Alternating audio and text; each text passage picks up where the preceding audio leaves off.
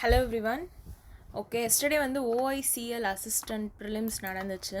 So அதுக்கான exam analysis, so நான் என்ன அட்டம் பண்ணேன் அப்படின்ற அனாலிசிஸ் தான் இங்கே சொல்ல போகிறேன். ஓகேங்களா? ஸோ நேற்று பார்த்தீங்கன்னா மொத்தம் 3 section English, reasoning, quants. Exam overall பார்த்தீங்கன்னா ஈஸியாக தான் இருந்துச்சு. ஓகேங்களா? எக்ஸாம் வந்து ஓவராலாக ஈஸியாக தான் இருந்துச்சு. ஸோ இப்போது டாபிக் வைஸ் பார்க்கலாம்.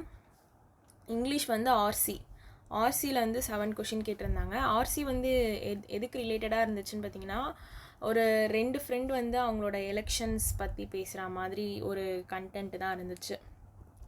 தென் எரர் ஸ்பாட்டிங் வந்து 5 கொஷின்ஸ் இருந்துச்சு. கிளாஸ் டெஸ்ட் வந்து 6 கொஷின். சென்டென்ஸ் ரீஅரேஞ்ச்மெண்ட் வந்து 4 கொஷின் இருந்துச்சு. ஃப்ரேசல் ரீப்ளேஸ்மெண்ட் வந்து 4 கொஷின் இருந்துச்சு. தென் ஸ்பெல்லிங் எரர் வந்து வித்தவுட் ஸ்பெல்லிங் எரர் கேட்டிருந்தாங்க. ஆக்சுவலி வந்து அது கொஞ்சம் கன்ஃபியூசிங்காக தான் இருந்துச்சு. 4 வேர்ட்ஸ் கேட்டிருந்தாங்க, 4 கொஷின்ஸ் கேட்டிருந்தாங்க. மொத்தம் இங்கிலீஷில் 13ங்களா. ஸோ இதில் பார்த்தீங்கன்னா ஆர்சி வந்து 7 கொஷினுமே போடுற மாதிரி தான் இருந்துச்சு. ஆனால் என்ன, ஃபஸ்ட்டே ஆர்சி எடுத்திருந்தா கொஞ்சம் நம்மளுக்கு போட முடியாத அளவுக்கு இருந்திருக்கும். பட் ஆனால் நீங்கள் எல்லா கொஷின்ஸும் அட்டன் பண்ணிவிட்டு ஃபைனலாக ஆர்சி சூஸ் பண்ணியிருந்தீங்கன்னா அந்த ஃப்ளோ உங்களுக்கு ஆர்சி கண்டிப்பாக வந்துட்டுருக்கும். அதனால் அதில் 7 கொஷின்ஸுமே வந்து போடுற மாதிரி தான் இருந்துச்சு. தென் எரர் 5 கொஷின்ஸு. எனக்கு எரரில் வந்து நான் ஒரு 5ல் ஒரு 3 கொஷின் போடுற மாதிரி இருந்துச்சு. 5 கொஷினுமே போட முடியல, 3 கொஷின் கிட்ட போடுற மாதிரி தான் இருந்துச்சு. தென் கிளாஸ் டெஸ்ட் வந்து பார்த்திங்கன்னா எனக்கு வந்து ஒரு சில ஆன்சர்ஸ்லாம் வந்து லைட்டாக டவுட்டாகவே இருந்துச்சு. கிளாஸ் டெஸ்ட்டில் ஒரு சில ஆன்சர்ஸ் ஓகே இதுதான் வரும் அப்படின்ற ஒரு இது இருந்துச்சு. ஏன்னா வந்து எனக்கு ஆப்ஷன்லேயே வந்து லைட்டாக கன்ஃபியூஸ் ஆகிடுச்சு கிளாஸ் டெஸ்ட்டில். ஏன்னா வந்து அந்த சென்டென்ஸ்க்கு அந்த எல்லாமே கொஞ்சம் வரா மாதிரியும் இருக்குது, வராத மாதிரியும் இருந்துச்சு. அதனால் எனக்கு எது தெரியுமோ அதை மட்டும்தான் நான் கிளாஸ் டெஸ்ட்டில் போட்டிருந்தேன். ஸோ 6 கொஷின்ஸ் ஃபுல்லாக அட்டன் பண்ண முடியாது. அதில் கண்டிப்பாக ஒரு 3 to 4 கொஷின்ஸ் அட்டன் பண்ணுற மாதிரி தான் இருந்துச்சு கிளாஸ் டெஸ்ட்டு. சென்டென்ஸ் ரீஅரேஞ்ச்மெண்ட் 4 கொஷினுமே ஃபுல்லாக போடுற மாதிரி தான் இருந்துச்சு. ஃப்ரேசல் ரீப்ளேஸ்மெண்ட் மொத்தம் 4 கொஷின்ஸாக. இந்த 4 கொஷின்ஸில் 2 கொஷின்ஸ் என்னமோ போடுற மாதிரி இருந்துச்சு ஈஸியாக. ஆனால் இது வந்து கொஞ்சம் புரிஞ்சு போடுற மாதிரி தான் இருந்துச்சு ஃப்ரேசல் ரீப்ளேஸ்மெண்ட். தென் வந்து வித்தவுட் ஸ்பெல்லிங் எரர் வந்து எப்படி சொல்கிறதுனா, நம்மளுக்கு எல்லாமே வந்து இந்த நார்மலாக நம்ம இந்த 2 எல் வர்றது, 2 வர்றது, ஓயூவா யூஓவா அந்த மாதிரி கன்ஃபியூஷன் வரும்ல, அந்த மாதிரி வார்த்தைங்க தான் வந்துருந்துச்சு. ஸோ இதில் எது கரெக்டாக தெரியுமோ அதை மட்டும் போட்டிருந்தா நம்மளுக்கு கொஞ்சம் அக்யூரசி இங்கிலீஷில் வந்து கொஞ்சம் சேஃபாக இருக்கும். நம்ம எல்லாத்தையும் மார்க் பண்ணிட்டு வந்திருந்தோன்னா அக்யூரசி கொஞ்சம் மிஸ் ஆகிறதுக்கு இங்கிலீஷில் சான்சஸ் இருக்குது.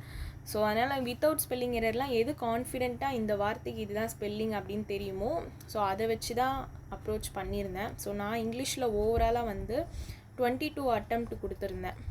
ஏன்னா எனக்கு பேலன்ஸ் இருக்கிற கொஷின்ஸ் வந்து டவுட்டாகவே இருந்துச்சு. ஸோ அக்யூரசி மிஸ்டேக் தப்பாக ஆயிடுச்சுன்னா நெகட்டிவ் மார்க் இருக்குல்ல. ஸோ நம்மளுக்கு எது கான்ஃபிடெண்ட்டாக தெரியுமோ அதை மட்டும்தான் போட முடியும். ஸோ அதனால் எனக்கு ஒரு சில கொஷின்ஸ் டவுட்டாக இருந்ததுனால அதெல்லாம் ஸ்கிப் பண்ணிவிட்டு எனக்கு கான்ஃபிடெண்ட்டாக தெரிஞ்ச ஆன்சர்ஸ் 22 போட்டிருக்கேன் இங்கிலீஷை.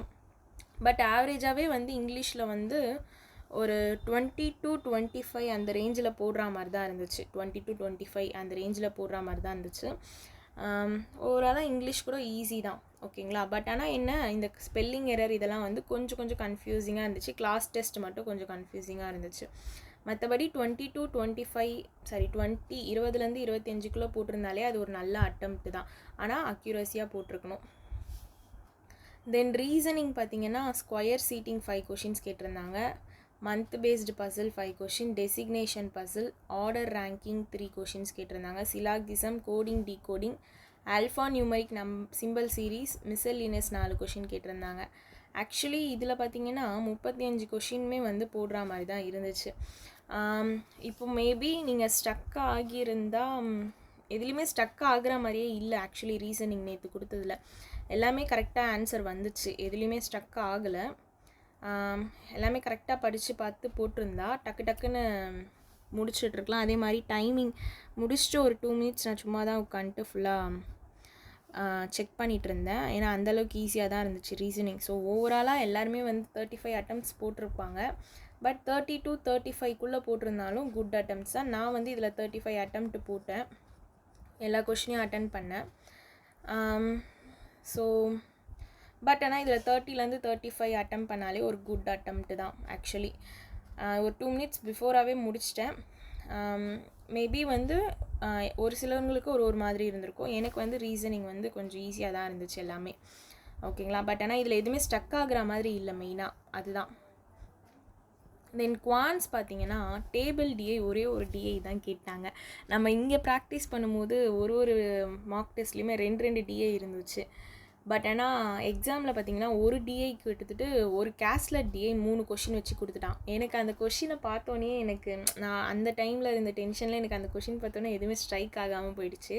ஸோ அதனால் நான் கேஸ்லெட் டிஐயே அட்டன் பண்ணலை. அண்ட் தென் வந்து சிம்ப்ளிஃபிகேஷன் பார்த்தீங்கன்னா எல்லாமே கொஞ்சம் கால்குலேட்டிவாக தான் இருந்துச்சு. ரொம்ப கால்குலேட்டிவ் சொல்ல முடியாது, பட் ஆனால் எல்லாமே கால்குலேட் பண்ணி போடுற மாதிரியும் இருந்துச்சு. ஒன்று ஈஸியாக பார்த்தோன்னே அடித்து போடுற மாதிரியும் இருந்துச்சு டக்குன்னு. மிஸ்ஸிங் நம்பர் 5 கொஷின்ஸுமே வந்து ஈஸியாக தான் இருந்துச்சு. பேட்டர்ன் டக்குன்னு ஐடென்டிஃபை பண்ணுற மாதிரி தான் இருந்துச்சு. Arithmetic 10 questions.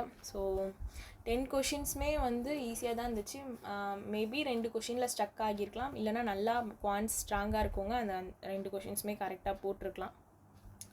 நான் வந்து இதில் குவான்ஸில் வந்து 29 அட்டம்ப்ட் கொடுத்துருந்தேன். தென் ஓவராலாக பார்த்தீங்கன்னா எக்ஸாம் வந்து ஈஸி. குவான்ஸுமே வந்து எனக்கு இந்த கேஸ்லெட் டிஐ தான் வந்து லைட்டாக கொஷின் பார்த்தோன்னே சொதப்பிடுச்சு. அதுக்கப்புறமா வந்து அரித்மெட்டிக்கில் வந்து ஒரு கொஷினில் பயங்கரமாக ஸ்ட்ரக் ஆகிட்டேன் நான். ஆக்சுவலி அது ஈஸியான ஒரு கொஷின் தான், நான் பட் கேர்லெஸ்ஸாக ஒரு மிஸ்டேக் பண்ணதுனால எனக்கு அங்கே லைட்டாக டைம் டிலே ஆகிடுச்சு.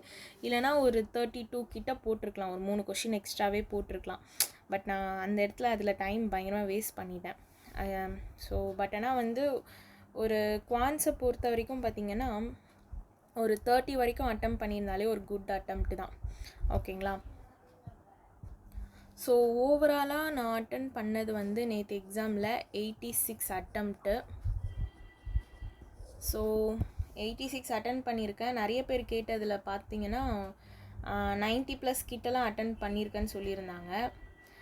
பட் ஆனால் வந்து எனக்கு தெரிஞ்சு கட் ஆஃப் வந்து ஒரு மேபி 75லேருந்து 85க்குள்ளே கட் ஆஃப் வரதுக்கு சான்சஸ் இருக்குது. 75 to 85, மேக்ஸிமம் அபவ் 80 தான் கட் ஆஃப் வரும்.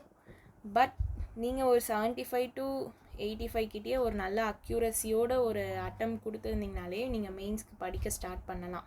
பட் ஆனால் கட் ஆஃப் வந்து மேபி லாஸ்ட் இயர்லாம் பார்த்தீங்கன்னா அபவ் 80 தான் இதுக்கான கட் ஆஃபே வந்துருந்துச்சு.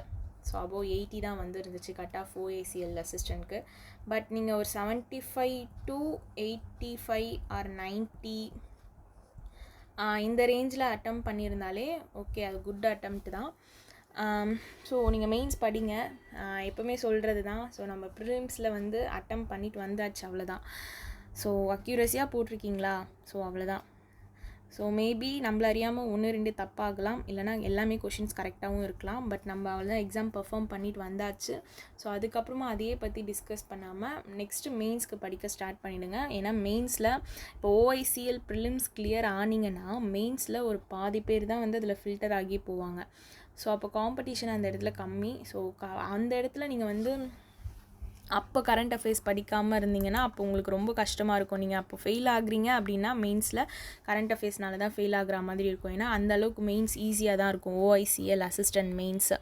ஸோ நீங்கள் இந்த அளவுக்கு அட்டம் கொடுத்துருந்தாலே தயவு செஞ்சு கரண்ட் அஃபேர்ஸ் படிக்க ஆரம்பிச்சிடுங்க. ஏன்னா மெயின்ஸில் பார்த்தீங்கன்னா ரீசனிங்கில் 40 கொஷின் 50 மார்க்கு, இங்கிலீஷோ 40 கொஷின் 50 மார்க்கு, கரண்ட் அஃபேர்ஸ் வந்து 40 கொஷின் 50 மார்க், குவான்ஸுமே 40 question 50 mark, computer knowledge computer aptitude இருக்கலாம், கம்ப்யூட்டர் அவேர்னஸ் அதுவுமே 40 கொஷின் 50 மார்க்கு. ஸோ எல்லாத்துக்குமே வந்து ஈஸியாக இருக்கும். ஓகேங்களா. பட் ஆனால் டிஃப்ரென்ஸ் அங்கே காமிக்கக்கூடியதே இந்த கரண்ட் அஃபேர்ஸும் இங்கிலீஷ் மட்டும்தான். ஸோ அதில் கொஞ்சம் நல்லா கான்சென்ட்ரேட் பண்ணுங்கள். ஓகேங்களா. ஏன்னா அந்த டைம் நம்ம ஃபீல் பண்ணி ஒரு யூஸும் கிடையாது. ஏன்னா சப்போஸ் OICL ப்ரிலிம்ஸ் கிளியர் ஆனாலே ஆக்சுவலி வந்து ஒரு நல்ல ஒரு சான்ஸ் மெயின்ஸ் கிளியர் பண்ணுறதுக்குன்னு தான் நான் சொல்லுவேன். ஓகேங்களா. ஆனால் கரெக்டாக பிளான் பண்ணி நீங்கள் இப்போ படிக்க ஸ்டார்ட் பண்ணிட்டீங்கன்னா கூட கரண்ட் அஃபேர்ஸ் உங்களுக்கு நல்லா கை கொடுக்கும். சைட் பை சைடு இங்கிலீஷுமே கொஞ்சம் இம்ப்ரூவ் பண்ணிட்டீங்கன்னா நல்ல மார்க் டிஃப்ரென்ஸ் காமிக்கலாம் அதில். ஓகேங்களா. ஸோ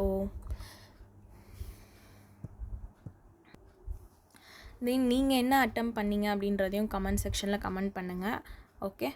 ஸோ ப்ரிலிம்ஸ் பாஸ் பண்ணால் படிச்சுக்கலாம் அப்படின்ற ஒரு மைண்ட் செட் மட்டும் இருக்க வேண்டாம். ஏன்னா ஆல்ரெடி நிறைய ப்ரிலிம்ஸ் எழுதியாச்சு, மெயின்ஸும் படிக்க ஸ்டார்ட் பண்ணிவிடுங்க. ஓகேங்களா? அதே மாதிரி டெய்லி சைடில் ஒரு ப்ரிலிம்ஸும் மார்க் டெஸ்ட் போட்டுகிட்டே வாங்க. அப்போ அந்த ஃப்ளோ உங்களுக்கு இருக்கும். ஏன்னா நம்மளுக்கு வந்து அந்த விட்டுட்டோன்னா லைட்டாக அந்த கன்சிஸ்டன்சி மிஸ் ஆகுது. அதனால் டெய்லி ஒரு ப்ரிலிம்ஸ் போட்டுக்கோங்க. அதே மாதிரி மெயின் செக்ஷனல் நிறைய எடுத்து ப்ராக்டிஸ் பண்ணுங்கள். ஒரு வீக்லி ஒரு 2 ஃபுல் மார்க் ப்ராக்டிஸ் பண்ணுங்கள். மெயின்ஸு நல்லா அனலைஸ் பண்ணுங்கள். ஓகேங்களா? அதே மாதிரி சைடில் கரண்ட் அஃபேர்ஸ், இங்கிலீஷ் இது எல்லாத்துக்குமே கொஞ்சம் கான்சென்ட்ரேட் பண்ணி படிச்சுட்டு வாங்க. கண்டிப்பாக கிளியர் ஆகிடலாம். ஓகேங்களா? ஸோ கான்ஃபிடெண்ட்டாக படிக்க ஸ்டார்ட் பண்ணுங்கள். மெயின்ஸ் நம்ம கிளியர் பண்ணிடுவோம் அப்படின்ட்டு கண்டிப்பாக கிளியர் பண்ணிடலாம். ஓகே, ஸோ உங்களோட அட்டெம்ப்ட்ஸ் கமெண்ட் செக்ஷனில் கமெண்ட் பண்ணுங்கள். தேங்க்யூ.